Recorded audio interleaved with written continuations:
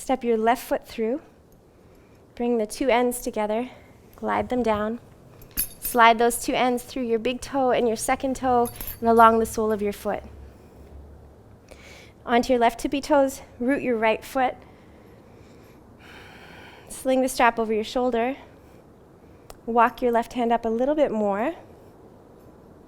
Then hug everything to the middle. So left inner thigh squeezes to the middle, left elbow squeezes to the middle, and pubic bone and sternum begin to communicate. Right arm by your side, take an inhale, puff up your chest, and then exhale, kick your foot into the strap, let your left elbow draw back a little bit, keep it hugging in. Good. Take another inhale, reach your right arm forward and up, and as you exhale, kick and reach. Come all the way back up. We're going to go just a little bit deeper. See if you can walk your left hand up the strap a little bit. Squeeze the middle, navel to spine, inhale. And exhale, kick, kick, kick. Inhale, come all the way up. And release.